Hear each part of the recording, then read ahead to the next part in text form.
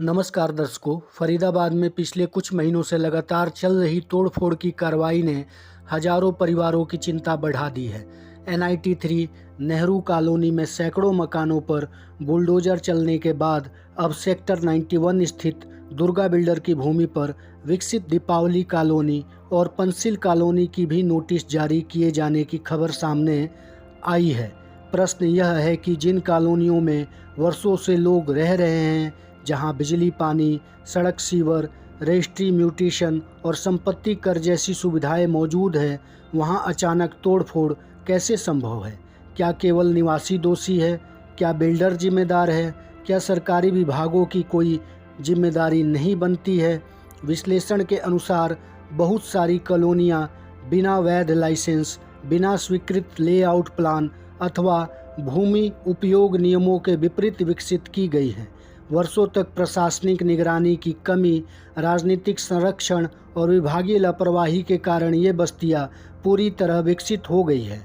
लोगों ने अपने जीवन भर की कमाई लगाकर घर बनाए, बच्चों की पढ़ाई शुरू हुई, बैंक लोन लिए गए और पूरा सामाजिक ढांचा खड़ा हो गया। फिर अचानक नोटिस जारी हुए और अब हजारों परिवारों को अपने भविष्य की चिंता सताने लगी है। समाचार पत्रों और सोशल मीडिया के अनुसार पंचशील कॉलोनी और दीपावली कॉलोनी के निवासियों को DTPE द्वारा नोटिस जारी किए गए हैं। आरोप है कि ये कॉलोनियां बिना लाइसेंस विकसित की गई है। यदि अदालत या सक्षम प्राधिकारी यह निष्कर्ष निकालते हैं कि भूमि उपयोग नियमों का उल्लंघन हुआ है, तो भविष्य में यहाँ भी कठोर कार्यवाही संभव हो सकती है। परंतु मुद्दा यह है कि यदि वर्षों तक सरकारी संस्थाएं सुविधाएं देती रहीं, तो आम नागरिक को कैसे पता चले कि उसका घर भविष्य में अवैध घोषित हो सकता है?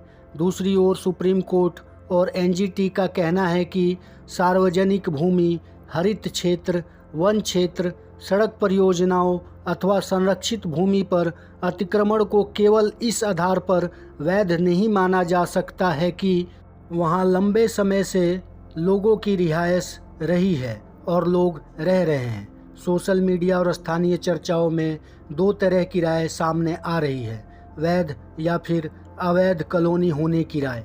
दीपावली और पंसिल कॉलोनी का प्रकाशित मामला प्रथम दृष्टया नियमितीकरण का मुद्दा नज़र आता है।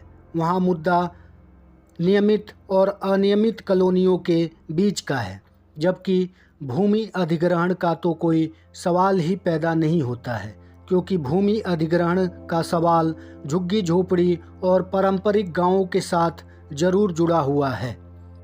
सुप्रीम कोर्ट ने Durga builders private limited sector 91 Faridabad के मामले में निर्देश दिए हैं कि नोटिस के बाद DTCP सभी प्लॉट होल्डर्स, खरीदारों, दावेदारों और एसोसिएशन से उनके वैध दस्तावेज जमा कराए।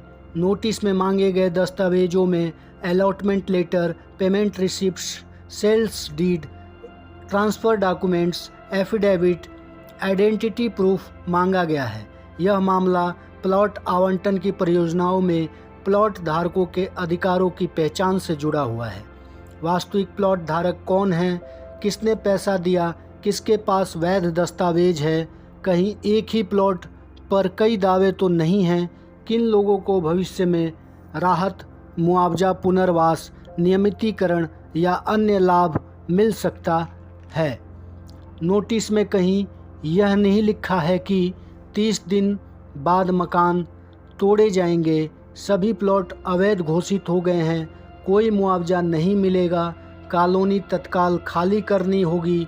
अब आखिर में इसका समाधान क्या है?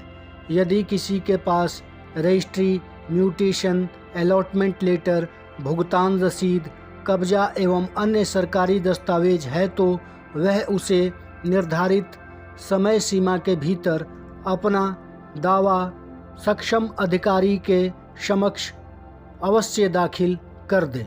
इसलिए नोडल ऑफिसर नियुक्त किया गया है।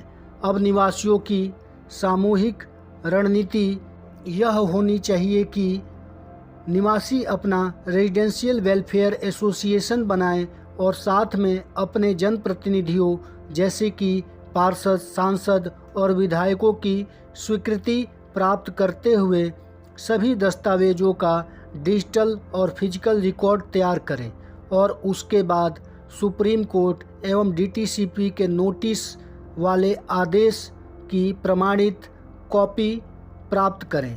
उसके बाद कानूनी प्रतिनिधित्व सुनिश्चित करें और अपना पक्ष नोडल ऑफिसर के समक्ष एवं सक्षम अधिकारी और कोर्ट के समक्ष जरूर रखें। इस नोटिस को देखकर घबराने और अपना काम धंधा छोड़कर बैठने की ज़रूरत नहीं है और ना ही तथाकथित पत्रकारों और नेताओं के बहकावे में आने की ज़रूरत है। इसके बजाय आप अपना दावा दाखिल ज़रूर करें। असली लड़ाई फ़िलहाल मालिकाना हक और वैध दावा साबित करने का है, ना कि सीधे बुलडोज़र चलने का। अधिक जानकारी के लिए और तथ्यों की पुष्टि करने के लिए DTCP department of town and country planning की वेबसाइट पर उपलब्ध संबंधित नोटिफिकेशन को ज़रूर देखें। आगे की अधिक जानकारी के लिए हमारे चैनल से जुड़े रहें। जानकारी अच्छी लगे तो वीडियो को लाइक और चैनल को सब्सक्राइब करना ना भूलें। अपने विचार एवं समस्याओं के लिए कमेंट बॉक्स में चर्चा जरूर करें। धन्यवाद।